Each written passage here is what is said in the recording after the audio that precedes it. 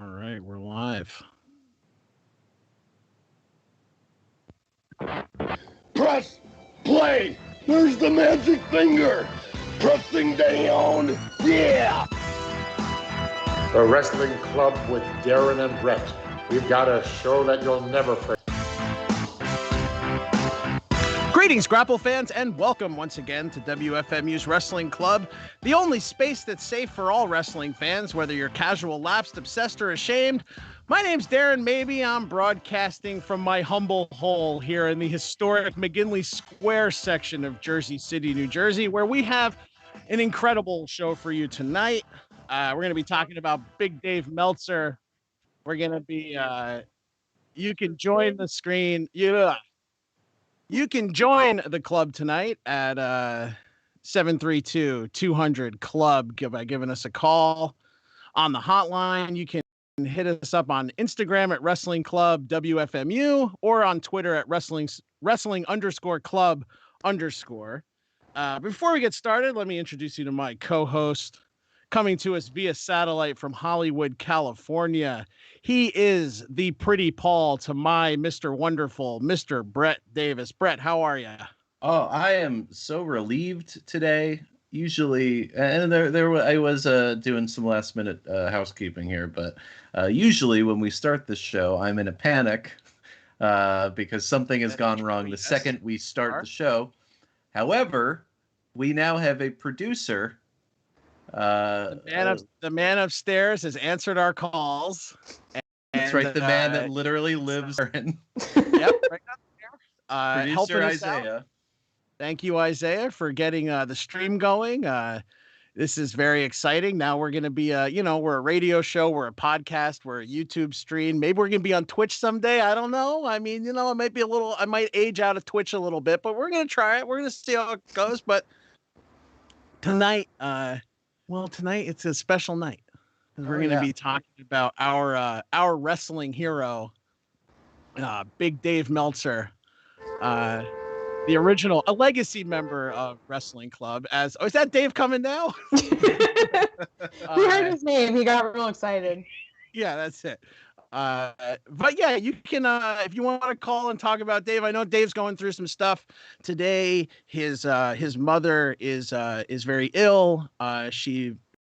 She's if you listen to Wrestling Observer Radio last night, as Brett and I do every week or every multiple times a week, I know that Dave's mom is expected to pass away. So we give our condolences to Dave and to his family. And tonight we're going to be celebrating Dave. I mean, he's someone I know for me, he's someone I really do love him. I know Brett cares about him. But before we do that, we should introduce our guests. Yeah, that's right. Our first guest, he is the co-founder of the website Metal Injection and the host of its wrestling podcast Squared Circle Pit, which recently had on The Game. Please welcome Rob Pasbani. Thank you so much for having me. It's an honor to join the Wrestling Club. Yeah, welcome to the Wrestling Club. The honor is all ours. And also joining us from Brooklyn, New York, comedian, writer, and host of podcasts Lie, Cheat, and Steal, and What a Time to Be Alive, and former co-host of WrestleSplania with Wrestling Club member Rachel Millman. Welcome to Wrestling Club, Kath Barbadoro. Thank you for having me. It's, like Rob said, it's an honor. Excited to be here. It's a Meltzerbration, am I right? It is. That's right. Yeah, that's right. I mean, we spent a week pulling clips, planning this episode. We got this news that Dave's mom is deathly ill. So I just want to reiterate, I hope none of this seems in bad taste. This is a celebration. We truly love the guy. Yeah. Also, a shout out to his good friend Jim Valley, who's sick. God, I know. Brutal. Dealing with a lot. So, keep that in mind. If you want to support Jim, I know if you go to Brian Alvarez's Twitter, there's some links to donate some money to help his family. And also, if you don't have any money, why don't you be like your favorite luchador, wear a mask. Because I know his wife can't go see him at the hospital where he is gravely ill, and that sucks. But With that out of the way. Before we get into Big Dave talk, let's talk about the week in wrestling. Rob, Kath, what's your entree into wrestling, and what's your current appetite for it? What do you mean by my entree into wrestling? Yeah, what was the first moment that really made you a fan? Okay. Well, I'm 37 years old, and my earliest memory would be my earliest memory is watching Saturday night's main event with my family, like, because my family got me into wrestling. It was the one thing that all of us would do together, and then everyone kind of got over it, and I was the only one that kept watching for the rest of my life. So my earliest memory, I believe this one happened first, which was the Saturday night's main event with the Andre winning the world title. I was hoping you were going to say Lanny. And then that one, I'm not sure which one came first, that one or the one where I guess that one came first, because then my other earliest memory is watching with my cousin the night where Hulk Hogan saved Macho Man from the Honky Tonk Man after the guitar shot with the Heart Foundation and the Mega Powers joint. Like, I just remember exploding with my cousin and our friends, and that's my earliest memory.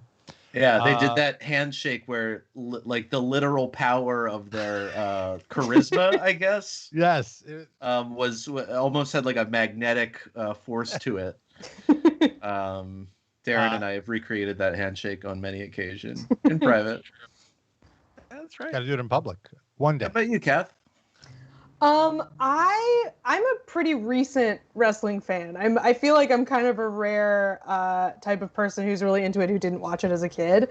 I was a few years ago dating a guy who liked it, and I'm sorry. the thing is, like, he wasn't even really like that into it. Like, he wasn't like a huge wrestling fan or anything. He just liked it, and we'd like occasionally watch it on TV while we were making dinner or something. And then he brought me to an indie show. And that's when I was like, oh, this is amazing. I love this. This is like, I on TV, it didn't super connect with me. But then I remember the moment at the show, I think it was the second one we went to. It was John Morrison was there. And there was this woman next to me, this like kind of middle-aged Mexican woman who, she was like having fun for the whole show, but then when John Morrison came out, she lost her fucking mind. Like, she was clearly there to see him, was like so excited. And, he's like a hunk. He's doing his like slow motion entrance. This woman's going nuts. And he's like walking around the ring, and he gets to like in front of her, and he takes his shirt off and throws it at her, and she catches it, and she's like losing her mind. And I was already like, this is the best. But then when I knew wrestling was going to be something I was going to be into, was when she turned to me and had me smell John Morrison's shirt. Like, wasn't like, do you want to smell this? Was like, smell this. And I was just like, it's wrestling. You're so caught up in the moment. This whole guy's aura is that he's like this hunk for the ages. And it was just like, yes, of course I'm going to smell this t-shirt. Like, no question. And that's when I was like, this is magic. This is a very special, weird thing. And from then on, I was pretty hooked. Well, what did it smell? What did it smell like? I mean, it smelled like spray tan. Like, it didn't smell like particularly good. But it was like a little man musk mixed with spray tan, which is probably how most wrestlers smell, I would say. That's probably. Yeah. What was the indie? Do you remember? It was Wrestle Circus. I used to live in Austin. Oh, okay, cool. Yeah, I went to a bunch of their shows. I saw another early thing I saw was I remember Jeff Cobb was on the very first show I went to, and he did 2 standing moonsaults in a row, and I was like, holy shit, this is the craziest thing I've ever seen in my life. That's a big still boy. Kind of remains one of the craziest things I've ever seen. Yeah, he's crazy. Well, it's good to have your backgrounds in wrestling, because it's been a big week. Stars of the past, stars of the future are all mixing up. This past weekend was TakeOver WarGames. Did anybody get to see the show? Any thoughts? My thought, like, I have this new problem that is exclusive to me, being a 37-year-old human, that, like, I just am knocked unconscious at 10 p.m. And so the last few months, it's really been a struggle staying up for shows, which just sounds ridiculous. Like I can't even, but I made it through this one. so, so Good. it, so not only did it keep my attention, but it was exciting enough where, I didn't pass out. Like my adrenaline was working so much that I stayed up. So, I enjoyed it. It's been hard to watch wrestling in this year with how completely different, the setups are. And I'm still not really that into it. Especially like my interest has like decreased dramatically this year, I'd say. Same. But Same, yeah. and specifically just because there's no crowds. Yeah. Yeah. It's not as bad, I think, with AEW and like with the bigger shows for New Japan, but with WWE, it's like just a completely different thing. But I really enjoyed Takeover. I thought it was one of the better ones this year. But in general, I feel like with NXT right now, they kind of have an issue where they lost so many of their top guys that it feels weird almost saying this, but there feels like a lack of star power in NXT. There's no characters I'm too excited about. Undisputed Era has kind of been there forever.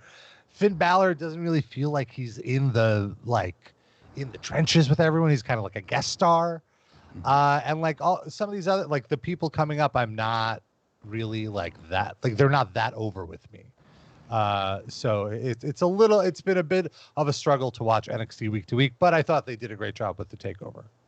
The women though on NXT, I think is a bright spot. I do want to like their women's roster is awesome right now. It's one of the best it's been, and it's like one of the few parts of the show that's always guaranteed to be good. I mean, watching WarGames and then watching Impact and then watching AEW and watching Raw all in 1 week, NXT by far has the best women's roster. I mean, it's not even like they have a real women. They have a real main event women's division, which is unfortunately a rare spot with the big companies right now because AEW is kind of mid card. It feels very mid card, and then Raw is unwatchable. So I don't know, but that's the one thing that I stopped watching WWE altogether probably like 2 years ago now. Like I haven't watched really a minute of it, and there's so much wrestling. I don't find that I miss it all that much, but the one thing I miss that I cannot get anywhere else is like really top quality women's wrestling. Like I watch Stardom sometimes and I like Stardom and there's like, not to say that there are no other like good women's promotions, but as far as the big companies go, like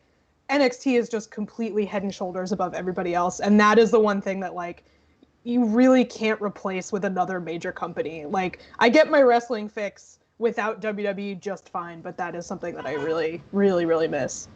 Yeah. I mean, the NXT women are so much cooler. And I know that some people complain that they're all a little samey right now, but like, you watch SmackDown, it's like Carmella and Sasha like having their like, sass off, and like Raw is like centered around Lana for some reason. And then you see NXT, which is just like all of these like really cool, like great wrestlers. They put Shotzi Blackheart shot a t-shirt cannon at Dakota Kai. That's the kind of wrestling I like. It was like even with the face WarGames team, like all 4 of those women have like completely different personalities. They could be like a Ninja Turtle squad, so that's what really stuck out to me is the variety in characters too, specifically on NXT. And the thing with NXT too is like, the women's WarGames match went first, but it didn't feel, it felt like the semi-main event. It felt like, you could have had that as the main event of the show and it wouldn't have felt out of place, which all the other companies, I guess maybe Impact doesn't feel that way, but Impact's got a whole other heap of problems that, like the women's division is like the only thing that might be okay.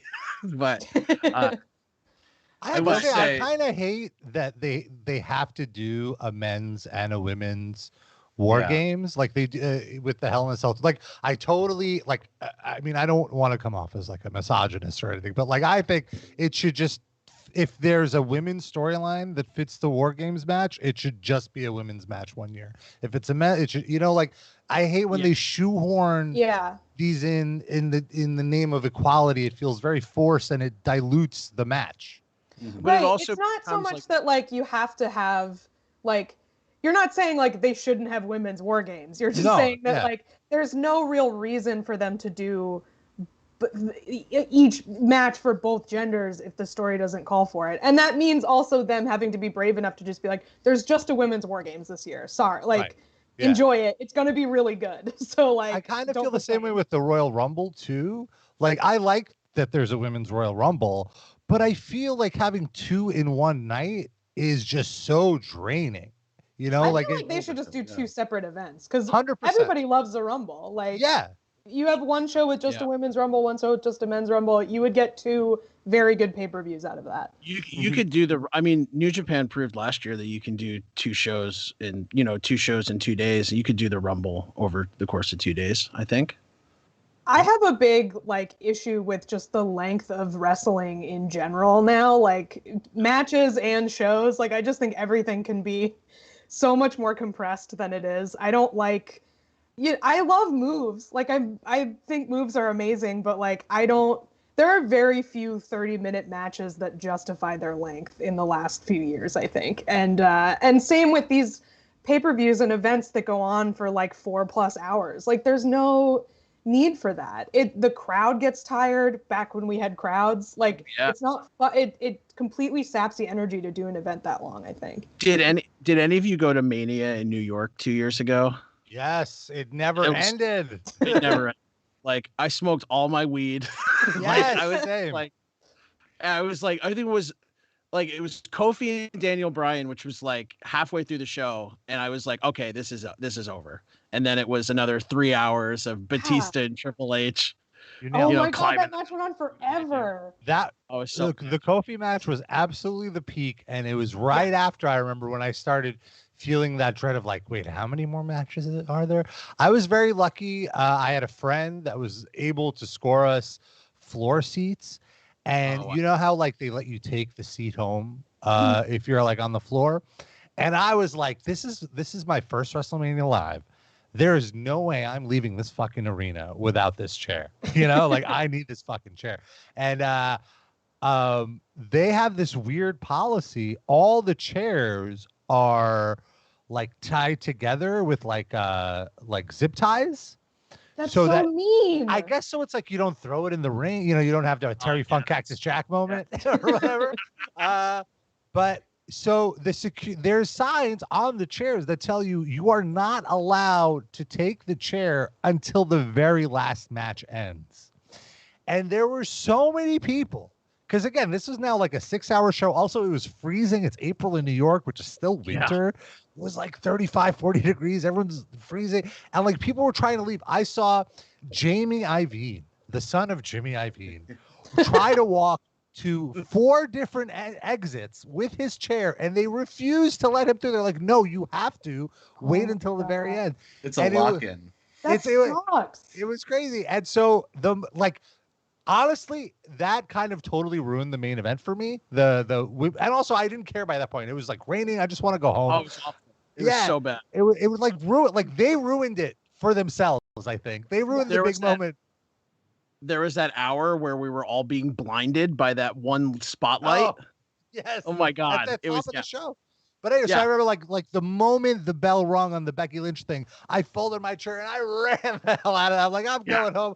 I'm skipping this traffic. And then like people got stranded there because of the train. There's literally no public transportation in New Jersey. And it's the middle of nowhere. Place to be.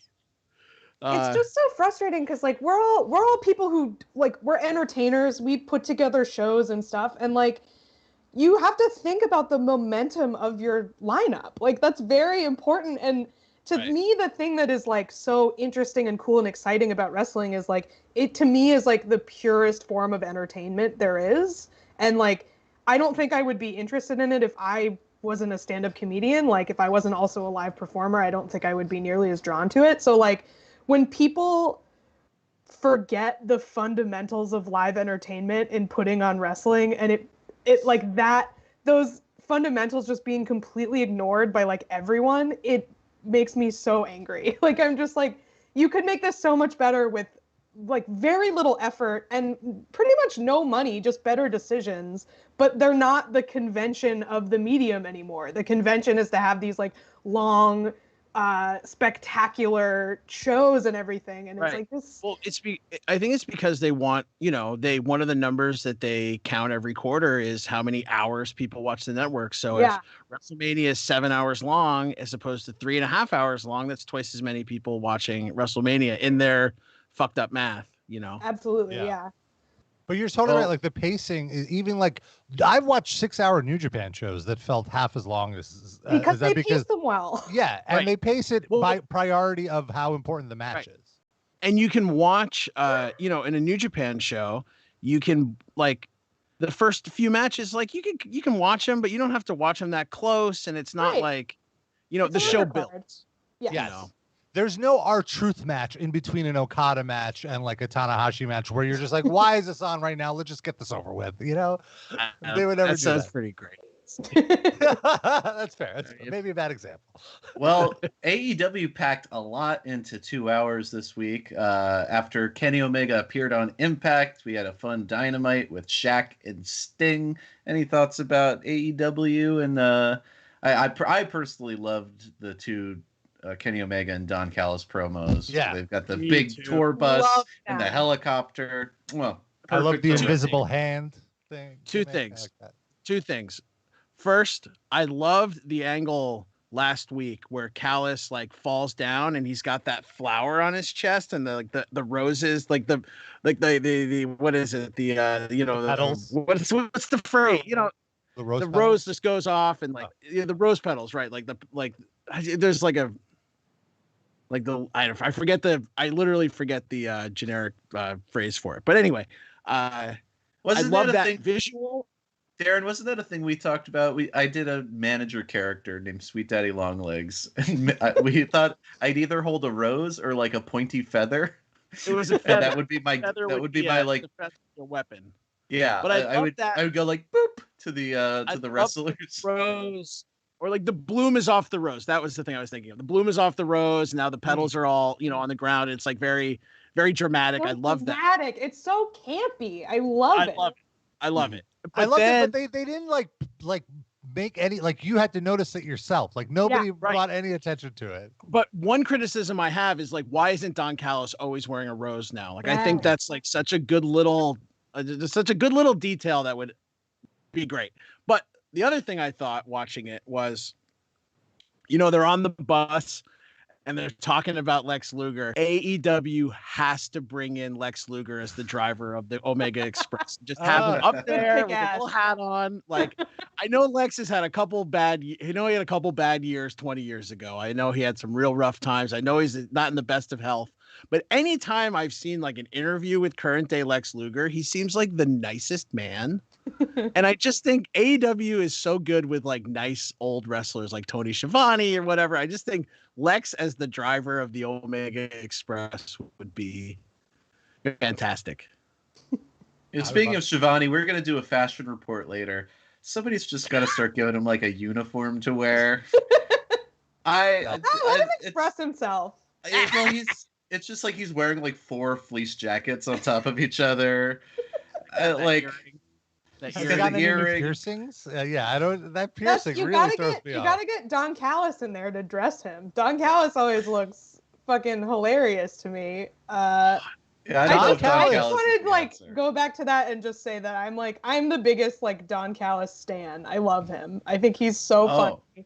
When I was a kid, I would watch WWF New York, which was like a repackaged Shotgun Saturday Night. So that was the only wrestling I got in like 1998 because they didn't have cable. So I saw a lot of the Jackal. The Jackal, and the Jackal would come out and he'd have like little sticky like gems, and he'd place them on the foreheads of children, like Bret Hart would, but like in a weird cult leader way. And that was my dream. Like, I didn't want the Bret Hart sunglasses. I wanted the Jackal to put a little gem on my head.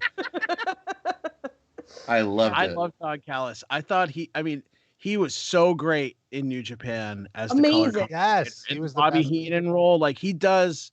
Everybody's like, oh, this is like Bobby Heenan with Nick Bockwinkel, but no, this is like Bobby Heenan with Ric Flair. I think that there's like, I just think Omega is obvious. His whole thing is the best in the world. He's the best wrestler today. And just Callis getting him over on commentary in New Japan and now as his manager. It is great. I can't wait to tune in every week to see what they're going to do.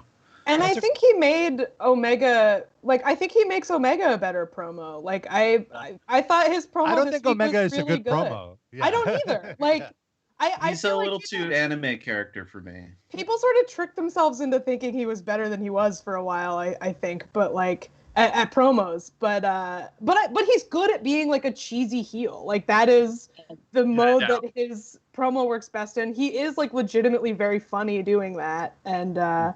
Yeah, I just thought that was his best promo I've seen him do in AEW by far. The thing about Don Callis is that he's like actually smart. You know, like he's well read. Like I feel like a lot of people in wrestling are kind of meatheads, and it like kind of shows in their promo. But because he's so smart, he can like construct a good monologue better than most.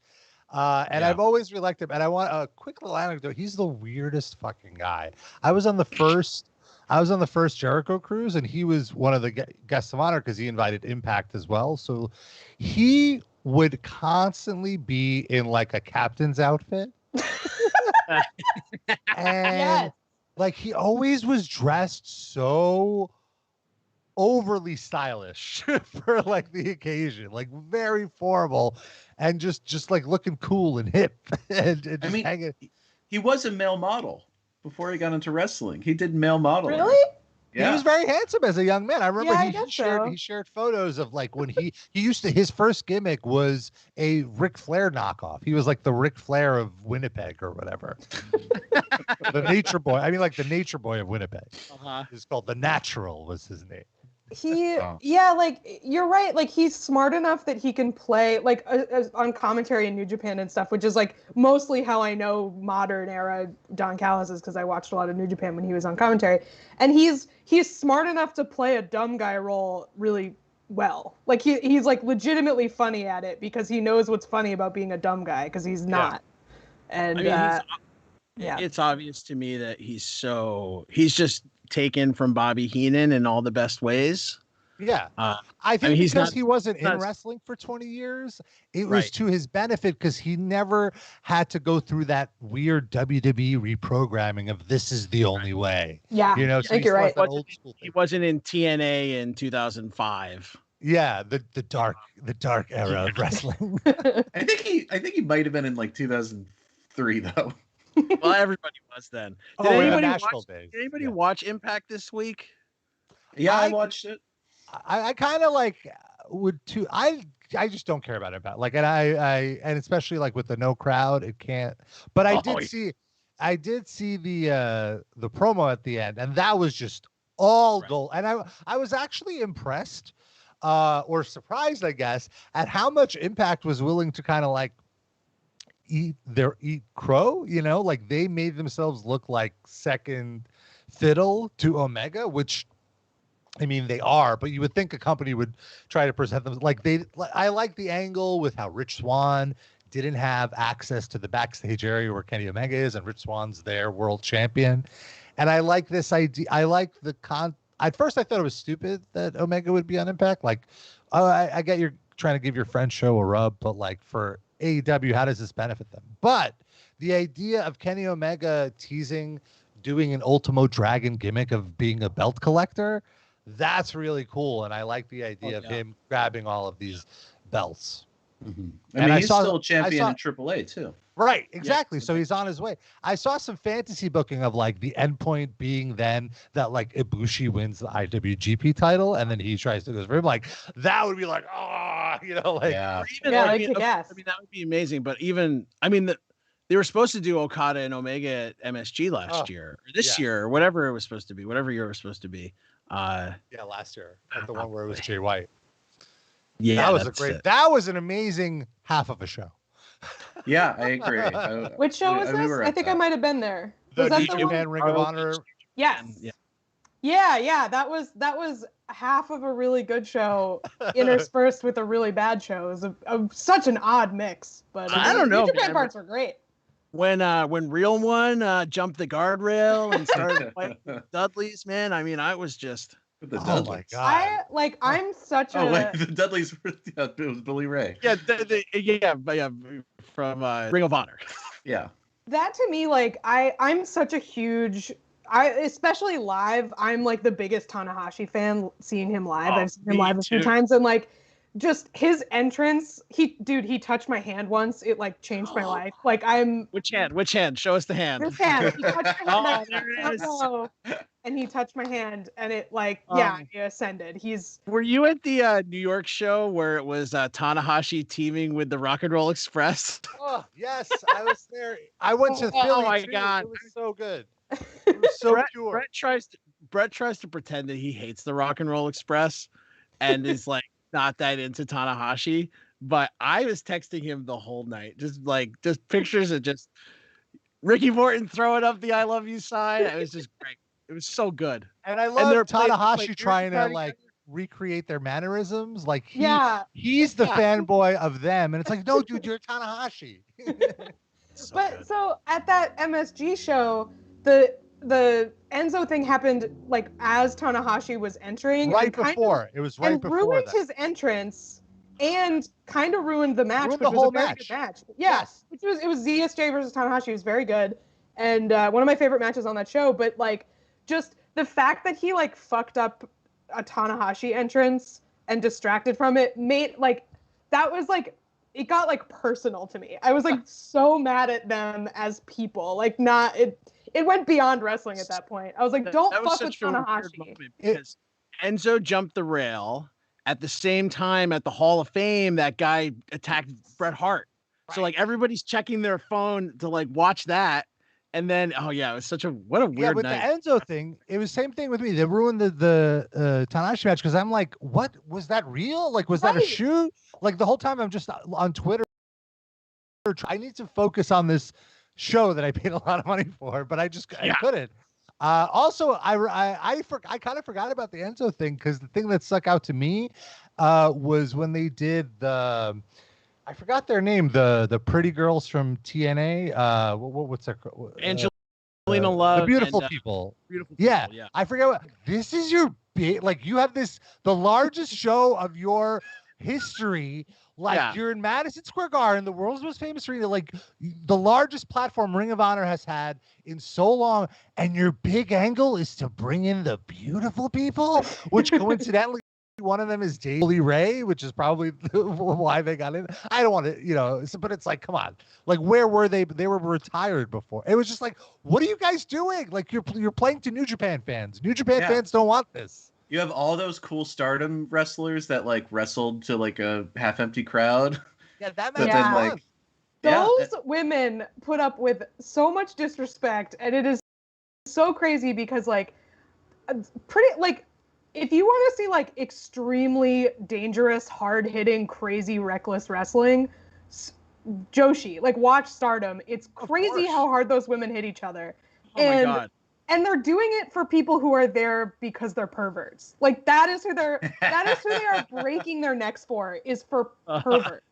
And then they come over here and they wrestle to like a half-empty audience of people who like are more likely to be there to watch actual good technical wrestling because they're like New Japan fans and stuff. And then they just have like ROH it really bums me out thinking about the life of a Stardom wrestler. Just a quick plug. Check out, if you don't already, subscribe to Wrestling Club on Apple or Spotify or wherever you get your podcasts, because last week we had Emily Pratt on and we talked in depth about Death Yama-san. Yes. Who I am not a pervert for, but I'm a big fan of. Gokigen Death now. Yes. I will say I'm a huge pervert for male wrestlers. So like there's nothing wrong with being a pervert. Just also appreciate, respect for perversion. That's all. Yeah. I don't think Stardom fans are respectful. Speaking of respectful perverts, we must talk about Dave Meltzer. Yes! There we go.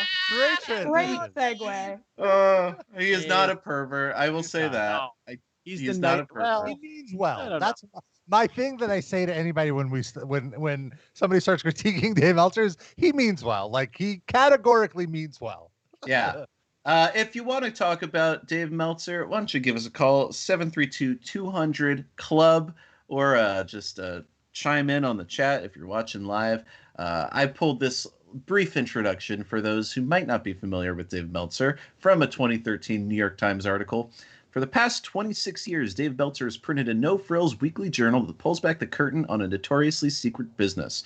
Meltzer began watching wrestling in 1969. By age 10, he was publishing a newsletter. In 1986, the Wrestling Observer became Meltzer's full-time job and a weekly publication. Intrigued wrestlers passed around McMahon's locker rooms, subscribing under their birth names to hide their curiosity. No concrete accounting of Meltzer's prolific output can be made. Publishing about 25,000 words per issue, he's conceivably written more than 33 million words, and this is an article from 2013, nearly all of which have been in the service of analyzing an often maligned athletic event. Frank DeFord, 50-year veteran of Sports Illustrated, once labeled Meltzer the most accomplished reporter in sports journalism. Dave Meltzer is I like to call him the Walter Cronkite of pro wrestling. Yeah. But he's also the Roger Ebert of pro wrestling, and there's a reason why those people don't have the same job. Yeah, that's a great way to put it. Can I say two things about that intro that you just read? First off, how this whole claim that he writes 25,000 words an issue, it's not a big deal, but like if you read the Wrestling Observer, a lot of it is like results and like fluff. Like he's not writing like 25,000 words of opinion or whatever. It's just like facts he's getting. There's certainly like his obituaries are insanely long, like 4,000 words, and like Hall of Fame pieces. Yeah, I've definitely like there have been some where like I've teared up, like his China obituary. It was very moving. That one stands out to me. But like yeah, like a lot. And the other thing from that article is I highly recommend Googling it, only for the photo of his office. I was just gonna say, yeah, which is the messiest office I have ever seen. It's truly an iconic. It is when I think of Dave Meltzer, I think of that photo. It's just perfect. There's that, but there's also on YouTube from maybe 10, 12 years ago, his brother records him like a tour of Dave's house, and they go out to his shed with his thousands of wrestling VHS tapes. Wow. He's like, I got it all right here. Well, comedian Matt McCarthy has tried to put together a GoFundMe or something to get Meltzer to digitize those tapes, because VHS will like it'll just fade, like it doesn't have a shelf life after like a certain amount of years. So, and like a lot of those tapes that he has is probably stuff that like no one else has. So right. He would always say like, I have the Tom McGee match with Bret Hart. Yeah, I just don't know where it is. Yeah. I mean, I'll volunteer. I'll do it. I'll go to San Jose. It's just like a 8-hour bus ride from here. I also would watch a documentary or a fictional film based on the idea of someone going to digitize Dave Meltzer's Library of Congress of Wrestling and like just kind of interacting with him and developing a relationship with him. I think that would be an amazing document as well. Honestly, maybe I start a GoFundMe. Yeah, do it. This film. Dave Meltzer is a polarizing figure. He has been the guy that's cracked a lot of stories that exceed the world of pro wrestling, in addition to a lot of like gossip and rumors and stuff. He's big story with Bruiser Brody's death, famously Chris Benoit, and in the early 90s he was one of the big people breaking the news about the steroid case and the sexual allegations, and that led to an appearance of Dave Meltzer on the Phil Donahue show, and we've got a clip that we're going to play. And for those that are listening, just picture Dave Meltzer with the most luxurious mullet you've ever seen, sitting right next to Vince McMahon. Isaiah, can we roll that clip? Dave Meltzer. Dave, you're an editor of the Wrestling Observer. I see it in the little window, but I don't know. Okay, wrestling? Well, I wouldn't say that, but... all right, well, you might as well. Yeah, I can't hear it. The wrestling business has always been a totally closed entity. It's like almost like young he looks. School. You don't snitch. You don't tell. Didn't Vince say in published reports that you were devastated when Hulk Hogan made those statements on Arsenio? I wasn't devastated. That was the word used to me. It wasn't. Well, all right.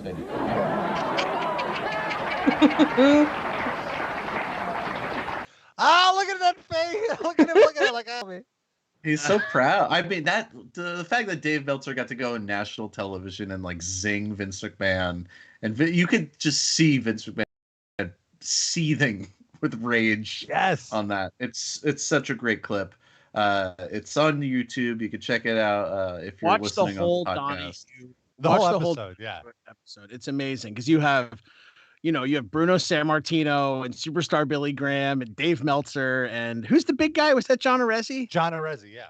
Yeah. Mhm. I was gonna say, well, the thing about Meltzer is like like you kind of mentioned at the beginning. There's no other industry where there is a person that is like there's no industry where like the press reports the kayfabe version of events, and then there's only a few people that have the inside story. Every other industry, every functional business, like the backstage thing is the news. Like wrestling is the only industry that can get away with like CNN running a press release from them. Well, it's interesting because like that it's so tough because Dave, his singularity as a figure is impressive and incredibly frustrating at the same time, because that like ultimately is like, I have some issues with him, especially some stuff that how he's handled some stuff recently in terms of like important wrestling news.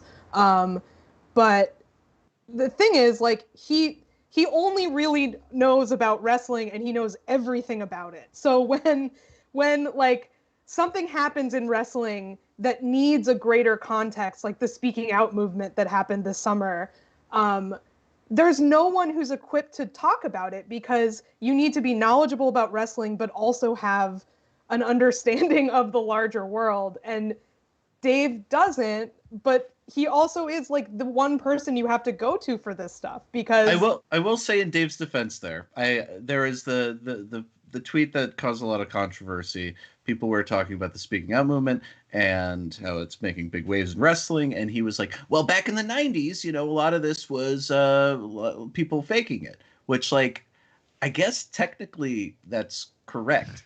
Oh, he always has to say something like that. That's only because wrestling's in this weird, like, kayfabe, carny universe, and it's not like that anywhere else. But Dave, as you'll hear on the Wrestling Observer, if you listen to any episode, he will like trip himself up for like 2 minutes straight, like trying to get a detail in, or like. But this is exactly to my point. Is that he thinks this is happening. The most important piece of information I could bring to this is more context about wrestling history, as opposed to more context about changing attitudes toward sexual assault in the last 30 years. Like, it's not that he doesn't know, or like that is true. And that is like something that to put these kinds of things in that context is important, but it's not the thing you tweet about this. Exactly. And given how he's handled, like how he handled the Mike Elgin stuff a few years ago, like and again, like, this is not any discredit to his incredible import and knowledge about wrestling. I think the only reason that these things are an issue is because he's the only person like this. There's no one else that you can go to with this kind of stuff. And it's just like, these types of things need different perspectives. Whereas like rating wrestling matches, if like, you don't, obviously he was dead at the time, but like, you wouldn't ask Roger Ebert to like make a ruling on Harvey Weinstein. You know what I mean? Like, these things are separate. It doesn't mean that Roger Ebert isn't amazing at movie reviews. It just means that like, you need more people to kind of handle this stuff. There's a total lack of nuance a lot of the time with Dave, because he's a facts machine. Yes. And also because he's in this world where it's like, he watches like 10 hours of wrestling like a day probably, and then spends the rest of the day writing about it, and then maybe spends like an hour talking to like his like teenage son's like friends, as I've learned. Darren and I listen to Wrestling Observer all the time. Our favorite things are when Dave gives us a glimpse behind the scenes. If he goes to Japan to see the Tokyo Dome show, or maybe goes on the Jericho cruise, we get like a little glimpse of, what Dave's like outside of his little office. And we actually we hosted a show called The Special, and we did our big WrestleMania week episode, and we're like, let's get every wrestler we can get to come on. So we had Lita, and we had Dalton Castle, and we had Keith Elliott Greenberg, and the Nobodies, and it was a real fun show. But even the biggest guests we had on The Special, no one I was more excited for than Dave Meltzer. And we've got a clip. I got to ask Dave just questions about his personal life. So if Isaiah, can you play the clip? He is the Wrestling Observer! There I am!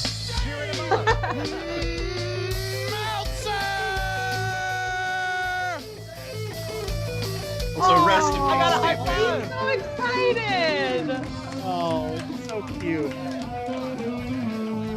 What do you like? Simon Haynes playing Salvador. Like, just what do you like that's not wrestling? Oh God. I like movies. You know. What's your favorite movie? My favorite movie. That's a real tough one. You don't have that loaded? You've never been asked that before? Nobody asked me anything except for wrestling questions and martial arts questions. So, favorite movie. Let's just go with the original Rocky. How's that? That's a good one. All right. Movie about fighting. Favorite fan? Oh God. You know, Don't say the Luchagors. I don't know. You two, maybe? Okay. Yeah. All right. Yeah. You too. Oh man. Thank you for like trying to get into the psyche of Meltzer, because he really is like, he's this wrestling encyclopedia, but he's kind of a mystery as a man. Yeah. You'd be like, what's your favorite food? And you'd be like, oh, well, chicken. Yeah. Chicken, a little lemon. Yeah, boiled chicken breast, little lemon. Yeah, not even. I think he'd just like keep it generic and vague. Like Rocky and you two are about as vague answers as you can get. They're as vague as you can get while still actually naming a specific thing. They're just like inherently vague.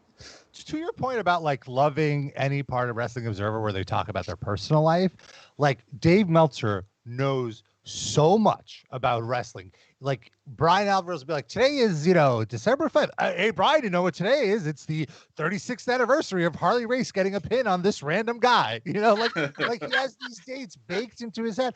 Yeah. But then like they'll talk about going on the cruise and just the most basic human functions like blow their minds. Like they had a whole rant about anytime you go on a cruise, the first thing you have to do before you can even have any fun is they do the fire drill, basically, of like, hey, if there's an accident and we have to get off the boat, you have to know where to go.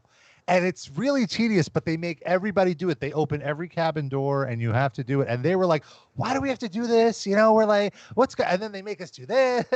And it's like, dude, like, chill out. It's like anytime they talk about anything life, like also his brother is a stand-up comedian. I'm dying to see this act. He's apparently what's his name? A working stand-up comedian of some sort. I don't know. Richard Meltzer. Richard Meltzer. Do you think he gets booked because people think he's Richard Belzer? Have you seen the act? What's his vibe? I've never seen the act. I've only seen him host the tour of Dave's wrestling team. Okay. I see. I'm writing this down to Google him later. Yeah, if anybody has a connection to Richard Meltzer, we want him on Wrestling Club ASAP. Darren, that night I was putting a show together, one of the most chaotic shows we've ever did. I've got Low-Key was there just like eyeing me the whole time, and we had like drag queens getting ready, and it was truly a chaotic scene. But the whole time you were just in the wrestlers room talking to Dave for a full hour. Yeah, I was great. And I was so happy for you and a little bit jealous. Yeah, we talked. What did Dave and I talk? You know what? We mostly I think it was just in the news that week. We mostly talked about Conor McGregor. And I don't want to put Dave. I mean, Dave was off the record talking about it, so I don't want to get too in depth with it. But he was telling me some stuff that guy did that's like horrific. Like it's worse really than what we know. Wow. Yes. Like that. Like like a whole like machine behind making that stuff happen. Like he's just a very bad individual, especially when you get to Dublin and stuff. But what else do we? I mean, there's not really. Dave was nice. He called me up. He's like, "Hey, it's Dave. I'm here." And I'm like, "Okay, great." And then spent a couple $100 to get him over the get him over the bridge and send him home. But that was okay. But yeah, no, it was just. I would have given him a ride. You should have told me. He was He's like nice. I think the best kind of famous you can be. Where I mean, it sort of depends, but like obviously he is like incredibly respected in this world, justifiably so. He is basically the inventor of taking pro wrestling seriously. Like, it's right. Everybody who cares about this owes a lot to him. He's the first real reporter. Yeah. To cover wrestling. Yeah. Right. And like I said, like I obviously think he has some weaknesses in his reporting, but like that doesn't take away from the incredible like feat that he has accomplished. And so he's really well known in this one world, but he is totally anonymous to 99% of people, which I think is like the best kind of famous to be. But then like he clearly really enjoys it though, because I saw him in person. I went to PWG Battle Los Angeles last year. Me too. And hey, yeah, not last year, year, but 2 years ago. The one where Kenny Omega and the Young Bucks faced like Penta Phoenix and Flamita or something like that. So 2 years ago. Was. Yeah, I can't even remember. I guess Ray Bandito won it the year I went. 2019. Oh, okay, yeah, that was the year after. Okay, sorry, go ahead. But so like I just had a GA ticket or whatever, and when you have a GA ticket there, you have to wait outside in a line for a very long time. People get there really early to like get a good seat, and Dave has a sort of standing front row ticket at all PWG shows. He is very often, if you watch their DVDs, you can often spot him in the crowd. In the same seat usually. In the same seat, yep. And he goes and hangs out by the line. Like when you have a front row seat, you don't need to wait at all. And he just goes and hangs out because he knows people want to talk to him. And like at first I was sort of like, oh man, this guy's like, that's kind of a dick move. Like that seems like someone I don't like. But then I realized like, he just loves to talk about wrestling. He just wants to hang out and talk to people about wrestling. Like that night, he loved when he was at the special. Like, Dalton Castle was there, and he just goes, he looks at Dalton, he's like, I know you. And then like it's over there, he's like, I know you. Like, but speaking of PWG, we should go to Dave and see what he has to say about his experience at PWG. Oh, nice. It's over. It was the perfect climax to an incredible match. And the whole place starts chanting 5-star match. And then I was there for this. Osprey just like starts staring at me. So apparently everybody said that if I had held up five hands at that, 5 fingers at that point, that it would have been the biggest pop of the night. But in fact, I didn't do that.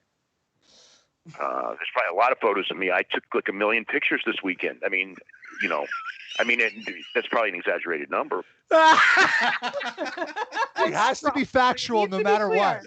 Not really 1 million. Yeah. He just can't allow it. You can't tell a lie. No, but he also has, he also had some thoughts on meeting fans at wrestling events. Okay, so there was like a little while ago, I decided, since my weight is kind of down, and I used to have like really good abs, why am I wasting time talking about this? So anyway, I had this goal to have abs like Johnny Mundo, right? So he's here this weekend, and I have better abs than Johnny Mundo right now. Really? Yeah, for real. He was smoother than I don't have better abs than Matt Sydal. Okay. To be fair. But, again, 1 million is an exaggeration. I don't have better abs than Matt Sydal. I have to be clear about these. Like even if like, he is a 60-some-odd-year-old man, who, I mean, if I've listened to him for, almost 15 years now, and I've gone back and read the Observers, like he definitely was not always on the right side of political correctness or whatever. But he is somebody who, if you point out that he's wrong, he'll he doesn't have a big. I mean, he definitely has an ego, but he doesn't have a big ego about being wrong. I don't. Yeah, he think. can admit when he's wrong. He could apologize, like when I mean, remember when he made the comment about Billy Kay a couple years ago? Yeah. Do you remember that? And then he Royce, but yeah. Was it? I thought it was Billy Kay. One of No, it was Peyton Royce. I was Peyton Royce. I don't want to say anything, but yeah. Gotta get the facts right. Correct. Look, I stand correct. For Dave, in honor of Dave.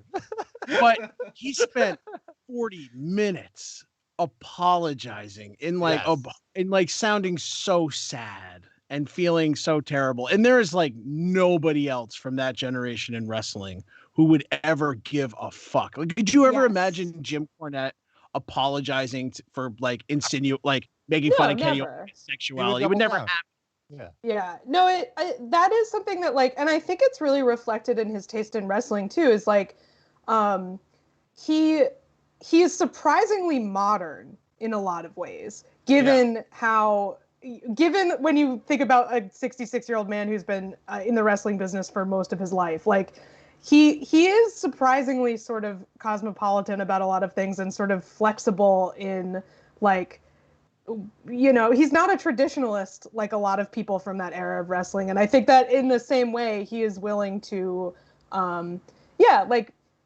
try to understand when people are mad at him. He doesn't just go, well, fuck you. And like, and that's the thing is like, I did want to talk a little bit just about how I feel like he's mishandled some stuff, but like, I would never say that he is a misogynist or anything. He's just a guy that sometimes puts his foot in his mouth and does a pretty good job of trying to be accountable in the way in the way that a 66-year-old man who spent his entire life in the wrestling business can, which is like going to be unsatisfactory to some people by nature.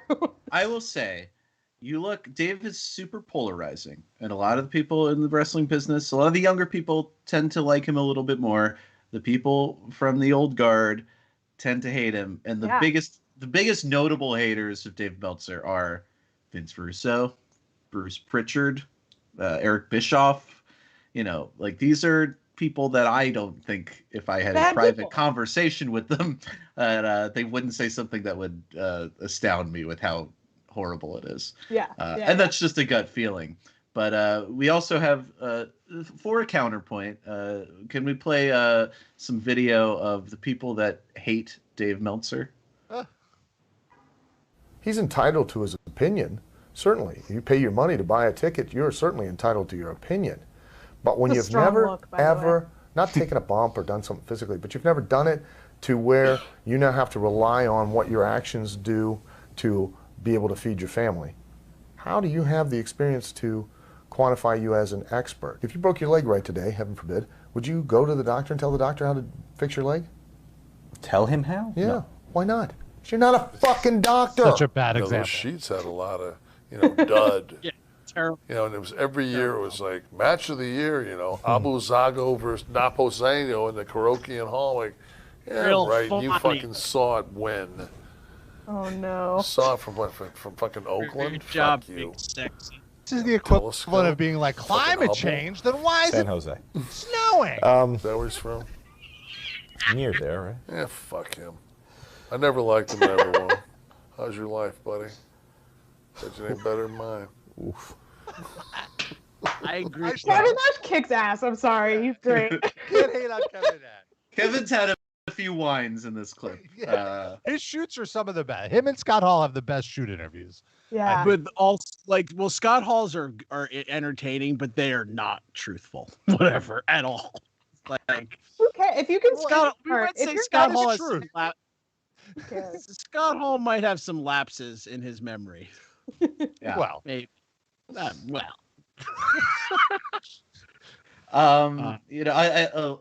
accusation that is kind of funny is that because Dave has a physique not unlike a wrestler's physique, that he wanted to be a wrestler, but in fact he had a background in bodybuilding, and he's like weirdly this like jock too. Yeah, in addition to being buff.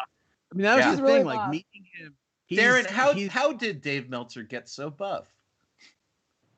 Well, let's ask Dave. Perhaps there was a bit of magic. I never went to the gym, right?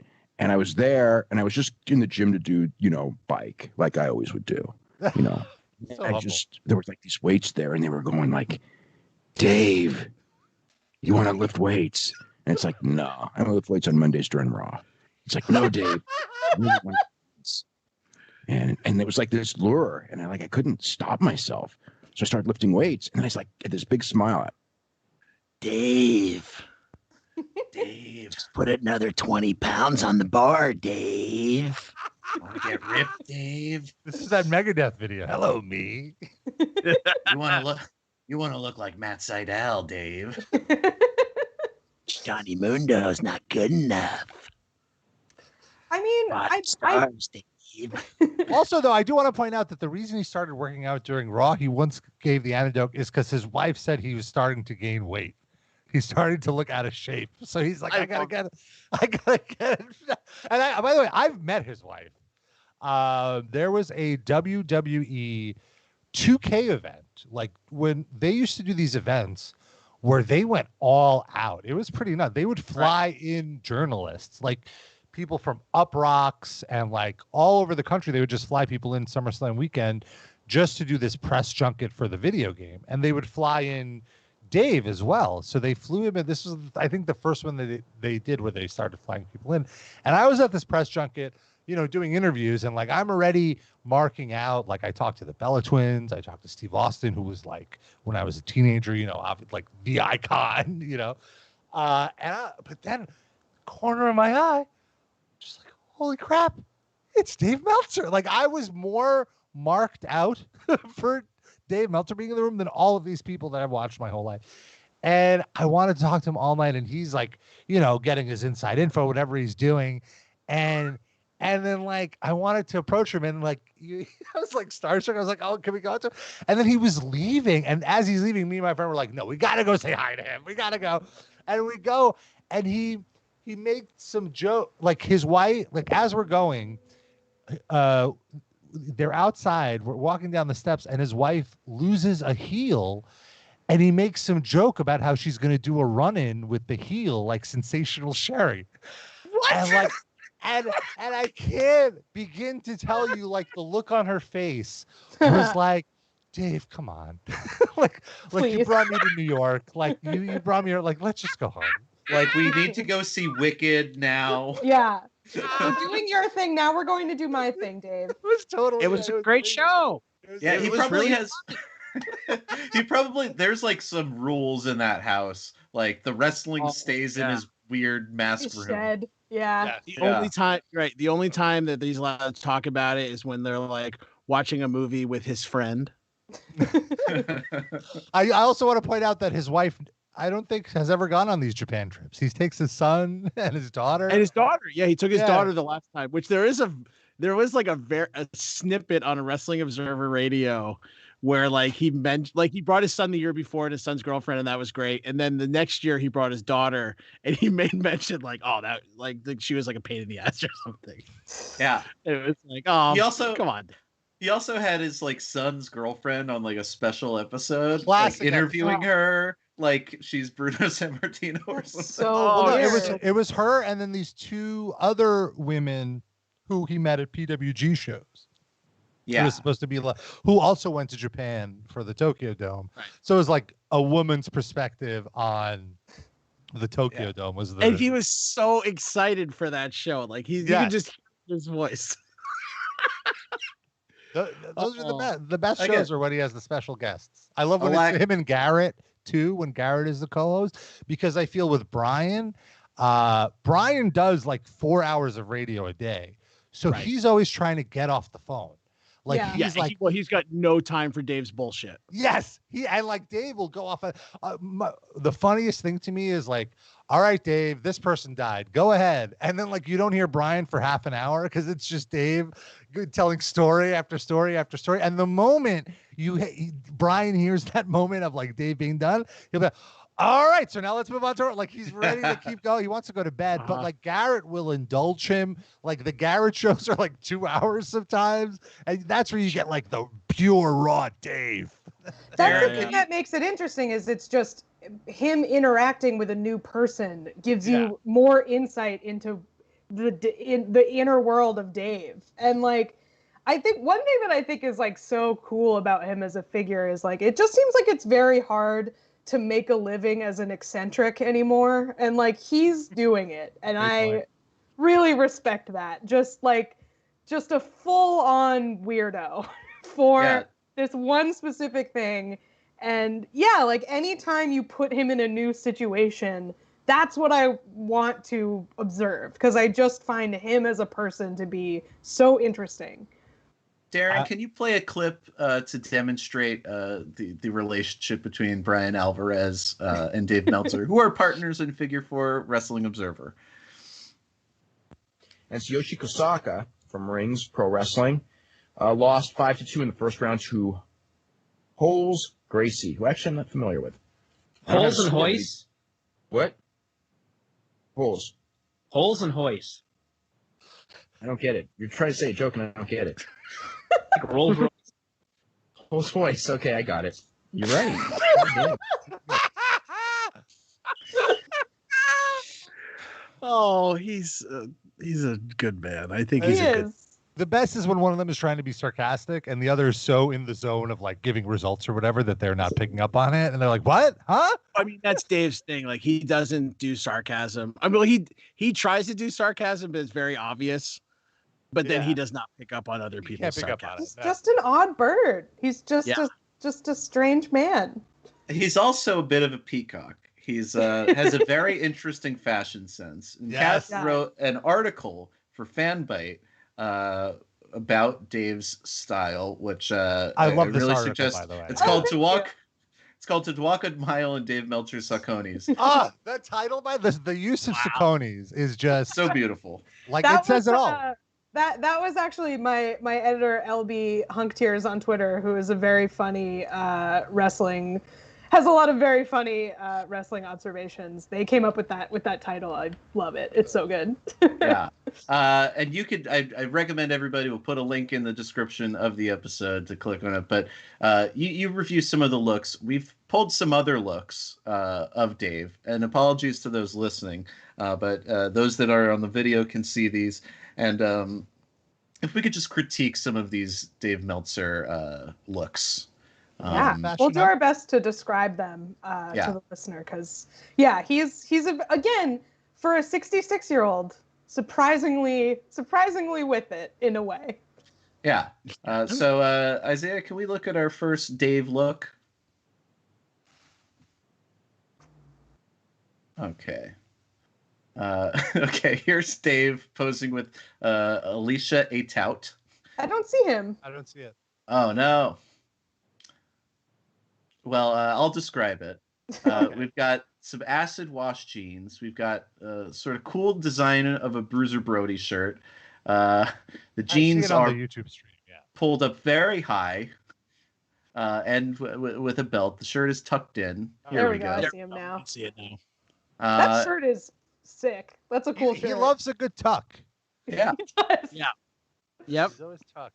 Also, wash jeans are a trademark for him too. I know from Wrestling Observer Radio, he said that those jeans are the original from 1983 or whenever. Yeah. And he still fits into them.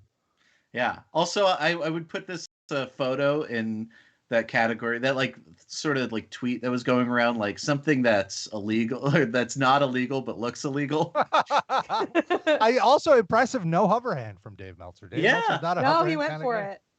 Yeah. The Twitter meme that this picture reminded me of is the one where people were posting. It was like e-girl and her podcaster boyfriend. That's what this picture is to me. 100%. Yeah. Can we take a look at another Dave look? And again, you can find all these on our YouTube page if you're listening in the podcast, or check us out on social media at wrestling_club_ on Twitter, or Wrestling Club WFMU on Instagram. And you can see all of these great Dave looks. This is a classic right here. The iconic hoodie. The Daisy Hayes hoodie. Mm-hmm. Yeah. At like neon tie-dye hoodie, super bright blue and yellow. I also noticed he's wearing multiple rings in this picture. Yeah, this is like he has what I believe streetwear. is a pinky ring. What does the pinky ring symbolize? We gotta find out. I'm gonna send a question to the Wrestling Observer mailbag. Mailbag at WrestlingObserver.com. Yeah, there we go. Also, apologies. Last week we teased that we were going to send a fax to Dave because we have his fax number. Yes, that's right. We do have his fax. But given the certain circumstances, I think that would be inappropriate. Wait a while. Yeah. However, we will still we do field promise. suggestions for a future episode. We will be faxing Dave in the future. Can we take By a the look way, at that's another another, I think, very important sort of piece of the Dave Meltzer puzzle is that he still uses his dad's Juno email account. Yeah, I was just going to mention that. Yes. Very, very important, just like another confounding data point of this man. So good. Now look at this fucking drip right here. This is pure Rivera drip. He looks like he's in the Strokes. Yeah, he's like definite vintage babe in this picture. He's looking good. I have to say, he's dressed as Brett Davis in 2012. Yeah, wow. Yeah, he is. Yeah, is that a Rivera jacket he's wearing? Absolutely. It looks, And it looks like he's with Tiger. That looks like Tiger Mask 2. Yeah, it looks correct. like Misawa. That's Misawa right there. Yeah. Wow. It's just a great look. Can we get a look at another Dave? I think we've got 5 of these, right? I want to point out what a life. Dave would travel constantly in the early 90s to Japan. How cool is that? Like just and to Mexico, go, and Mexico, yeah. He was at all the all of those All Japan women's shows and all the big. He was there when Misawa and Jumbo wrestled in 1990. Yes. Like he's there for all. Like he's standing next to Baba while Baba decides that Misawa is going to go over. This. Oh wow, Dave looks great. He looks buff there. Yeah. Yeah. Not so much in the ab department, but the biceps for sure. I did want to say about Dave's physique that I think that he probably I think if you spend that much time in the gym, you have just sort of like an immediate intuitive understanding with other guys that spend that much time in the gym. So it probably helps him sort of relate to and talk to wrestlers that his life probably looks a lot like their lives in the sense of their day-to-day activities. I just think that gym people are a different type of person than me. Yeah, agreed. And Meltzer is definitely one of them.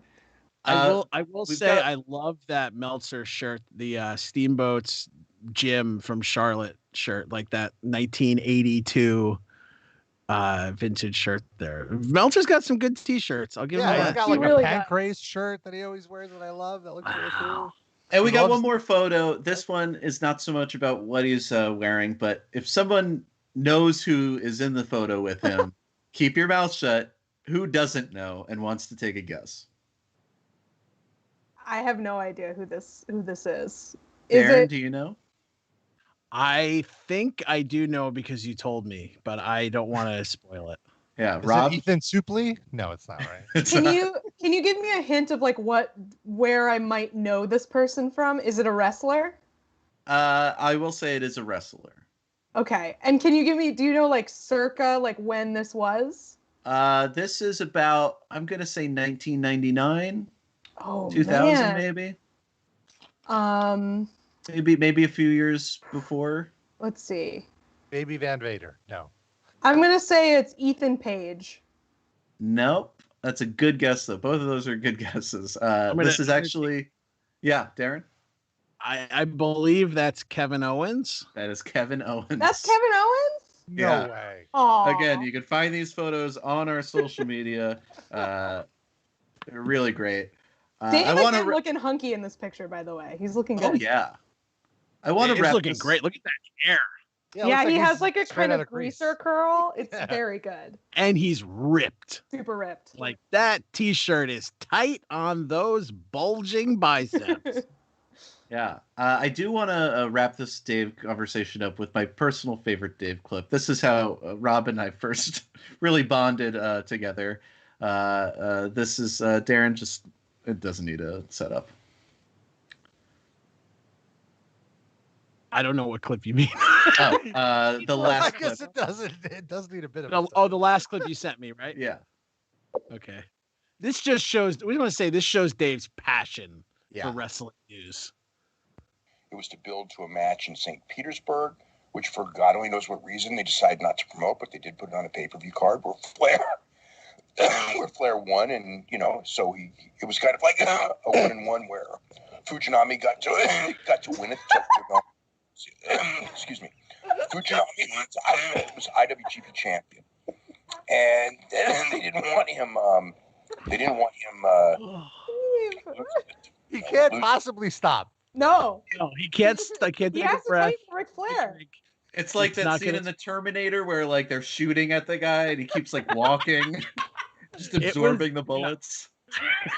It was very disconcerting in early pandemic when I would listen to Wrestling Observer Radio and it would just be Dave coughing for a solid 20% of the episode. But then, thinking about like this is something else I love about Dave. Like when it was those early pandemic days and people were like, I don't really know what's going on, and like the news is reporting different things, and his shows about coronavirus were so helpful and informative and like easing of the mind, like it was, I don't know.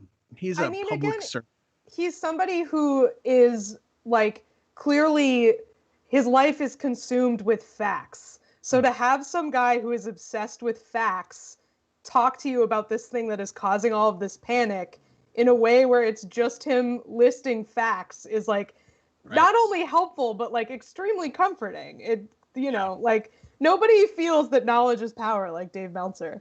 It's been exciting to hear him dip into politics too. Just hear him kind of like his mini, not trying to offend anybody, but I'm just so sick of Trump. I have to give a rant about Trump. Well, it came from like the reason he started talking about politics is because like the pandemic happened and sports were canceled. So he literally turned the channel from ESPN to CNN for the first time. Right. Yeah, that's a great point. And like the politics became a part of what he was covering. Right. So it had a direct effect, like the closures and like what's going on in Florida.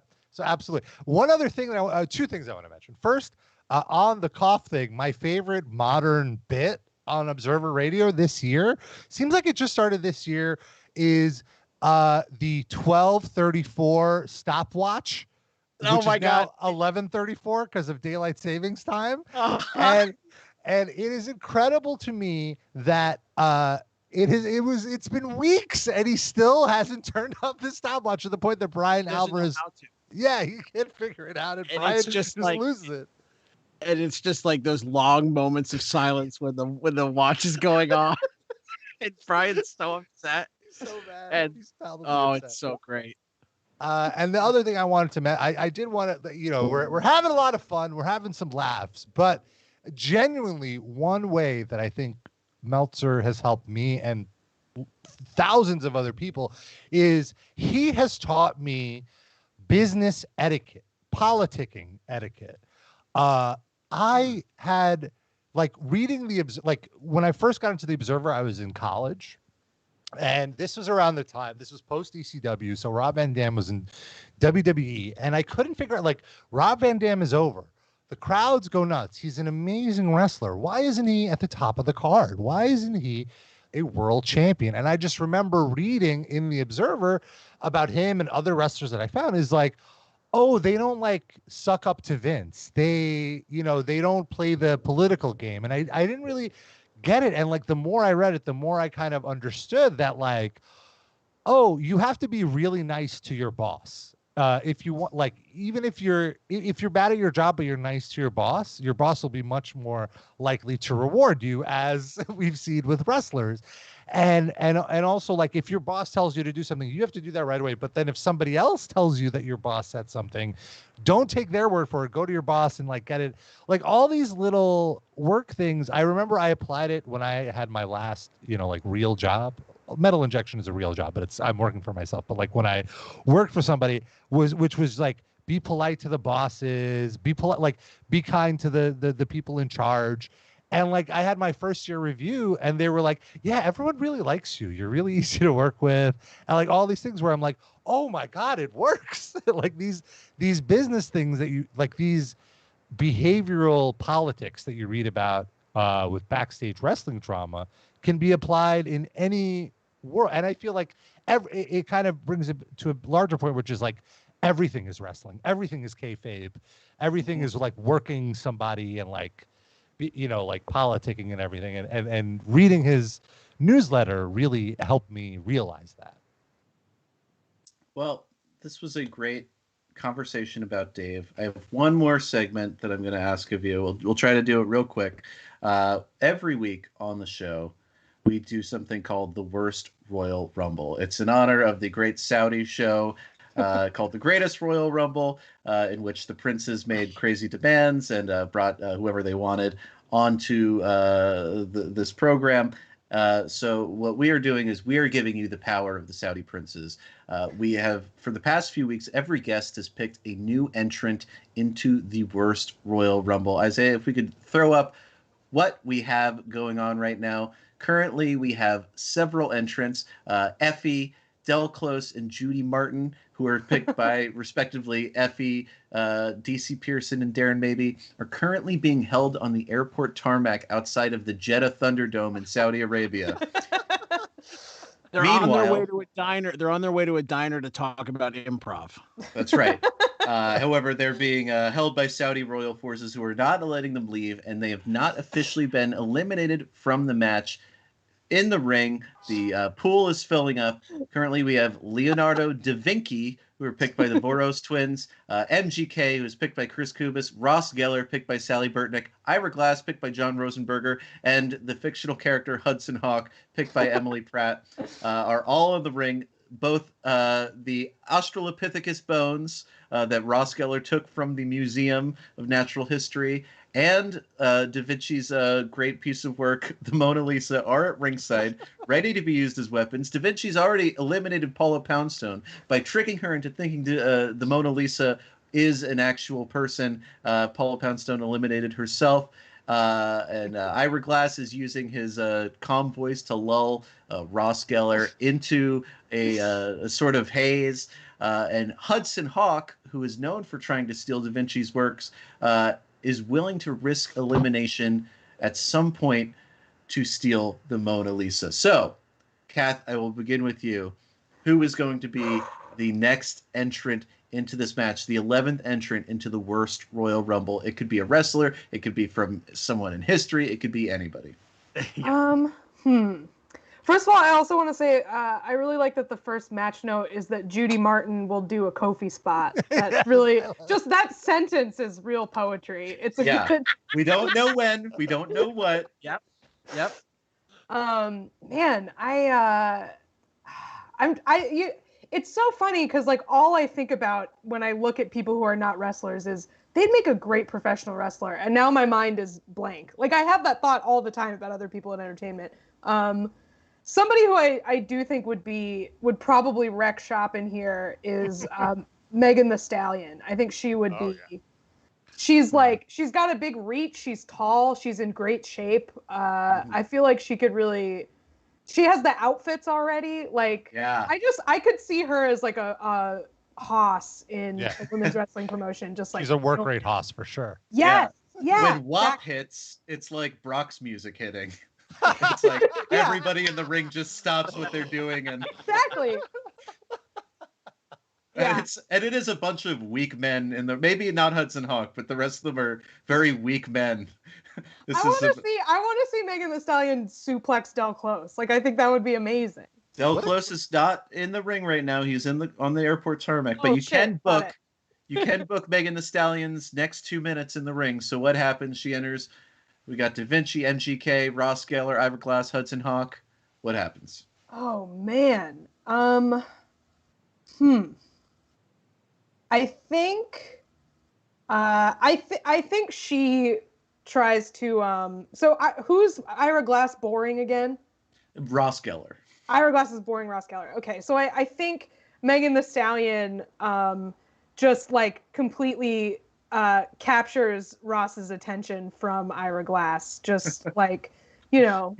He does have those wandering eyes. Well, you know, it just you play WAP over This American Life, and like WAP is gonna win out. Like that's not a contest. So I feel like she like maybe slams Ira Glass with her twerking ass, distracting Ross Geller, and preparing to make a move on him as well. Okay. I feel like she has some variation of a stink face as well, but it obviously wouldn't be called that. Yes. Yeah, it's beautiful. It smells great. Okay, so she's cleared house a little bit. She's slammed Ira Glass. Rob, you've got the next entrant. Who do we got coming to the worst Royal Rumble? Entrant 12. I was trying to think of like who is like the worst random person I can think of. And the first name that came to mind is Judge Janine Pirro, the Fox News personality. And how I imagine Judge Janine entering, she's got the adrenaline pumping. She exits on stage. The crowd is mild. She does a little pose, and then she like runs to the ring, does a springboard Huracan Rana on MGK, and everyone's like, Judge Janine, where's that from? And MGK is in position for a 619, but really at this point, Judge Janine is blown up, so she retreats to a corner and starts drinking wine. Right. Well, the ring is filling up. If she pulls any more of those lucha moves, that is risky in a Royal Rumble. So currently we've got Da Vinci, MGK, Ross Geller, Ira Glass, Hudson Hawk, Megan Thee Stallion, and Judge Janine Pirro in the ring. Tune in next week, which is our big Christmas special. And here's a teaser. I have bought Darren what I think is the worst Christmas gift. And you can speculate it. It's so funny. I bought you what I thought would be like the most thoughtful Christmas gift. Nope. Darren, do you have any idea what I got you? You currently have the package. No, it's small. It's not a big package. I have yours. I still have to send it to you. So let's hope that the post office works. Well, we'll talk about it. Better be express. Yeah. So tune in next week. Do we have any plugs, Rob? You just interviewed. You talked to Triple H about Code Orange and Poppy. Yeah. I have a wrestling podcast as well. I run a metal site, metalinjection.net, and I wanted an excuse to talk to metalheads about wrestling. So I started a podcast called Squared Circle Pit. And initially it started as me talking to metal dudes about their favorite wrestlers, but eventually I got some publicity contacts, and now I'm also talking to wrestlers about their favorite metal. And it's been really, really fun. Triple H was my recent episode, Edge, Seth Rollins. I've talked to John Moxley. On the metal side, I've talked to Corey Taylor, Maynard from Tool, which was a bit of a weird interview, but worth a listen. I can't believe it. Yeah, he was giving me nothing, but a lot of fun stuff. And also I do another podcast, Metal Injection Livecast, more of a general talk, metal talk. You can get it all at metalinjection.net, and I am Rob Injection on all social media if you'd like to follow me. And how about you, Kath? Where can we find you online, and got any plugs? Yeah, I have two podcasts. One is called What a Time to Be Alive. It's a weekly comedy podcast where we count down the top 5 things each week that make you say the thing that's the title of the podcast. Yeah, I don't usually do the tagline, so I always have to think about it. But yeah, it's like funny news stories. We riff. It's a nice, fun time. And then I also have another one called Lie, Cheat, and Steal, which is a true crime podcast about liars, frauds, thieves, and bullshitters. We've done some wrestling related stories on there because it's a podcast about scams. So it comes up. Recently, we did one about the Muhammad Ali versus Antonio Inoki match, which is a very fun listen if you're a wrestling fan. We have a Patreon. We have T-shirts for both of those podcasts. I turned off my Twitter for right now, but I am Kath Barbadoro on there when I have it. And I'm Kath Barbadoro on everything else. So you can follow me on other things. Yeah, and Darren, you got your WFMU show this Saturday night? Going overnight, 3 to 6 a.m., baby. Saturday and the Sunday, the graveyard shift of the Skeleton Crew at WFMU. This week, not really any special show this week, but the week after, I'm gonna do a little probably do some Christmas songs. I've got a whole bunch. I've got some R. Stevie Moore Christmas songs, which are weird and a lot of other stuff. And then I'm gonna be at some point I'm gonna be doing my top albums, songs, whatever from 2020. I've got a lot of them. Who do we got at the top of the list? Give us a little tease.